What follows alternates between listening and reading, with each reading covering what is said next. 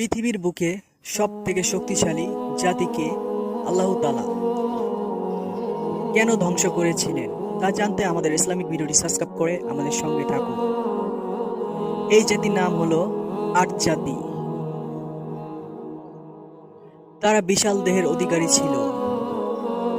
তারা বড় বড় পাহাড় কেটে প্রাসাদ তৈরি করত, বড় বড় শহর তৈরি করত। তাদের প্রযুক্তিও আধুনিক ছিল এবং ক্ষমতা অনেক ছিল। এই জন্য তাদের মধ্যে অনেক অহংকার তৈরি করত। তারা ভাবত তাদের মতন শক্তিশালী আর কেউ নেই। আল্লাহ তাআলা এই আট জাতির কাছে হুদ আলাইহিস সালামকে পাঠালেন।